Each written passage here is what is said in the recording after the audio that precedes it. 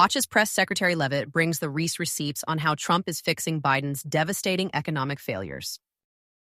More Americans believe America is headed in the right direction than the wrong direction. Everyday Americans love this president because he tells it like it is, no matter what, and he did that last night. President Trump level set with the American people on the economy and exposed how badly Joe Biden screwed it up by causing the worst inflation crisis in 4 decades. President Trump was honest about where we are while making clear that help is on the way. As the president declared last night, he will make America affordable again. See how Karoline Leavitt schools media on Trump's masterful economic plan while they panic over tariffs. Well, first of all, last night, the president told the truth, and he was realistic, and he level set with the American people.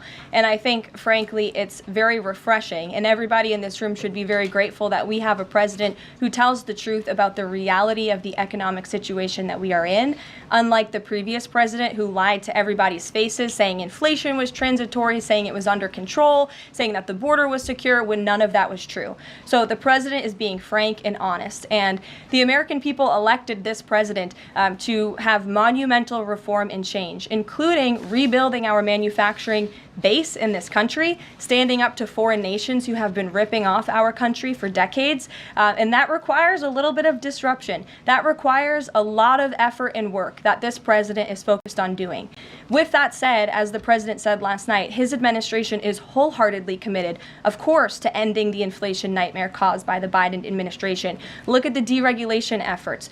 Look at the president's push last night in his speech for Congress to pass tax cuts, to end taxes on Social Security and overtime pay for hardworking Americans, end taxes on tips. We need Congress to get that done because that's going to put more money back into the pockets of the American people. And I didn't even mention energy. Look at the president's approach and focus on unleashing the might of our energy industry. We know that's the #1 driver of inflation. He's been slashing back a lot of the burdensome regulation from the previous administration to unleash our energy industry here at home, which will drive down costs. He said he is committed to making America affordable again. He did it in his first term, and Americans can trust him to do it again. Watch Press Secretary Leavitt demolish media's distortions about Trump's auto industry negotiations. Can you confirm that the president held talks with the big 3 automakers today, speaking about potentially delaying tariffs? I can confirm, and I'm glad that you asked because the president sent me out here with a statement directly from him on this. I saw it was reported earlier today by Bloomberg News, and he wanted me to share this with all of you. We spoke with the big 3 auto dealers. We are going to give a 1-month exemption on any autos coming through USMCA. Reciprocal tariffs will still go into effect on April 2nd, but at the request of the companies associated with USMCA, the president is giving them an exemption for 1 month so they are not at an economic disadvantage. So the 3 companies that he spoke to are Stellantis, Ford, and General Motors.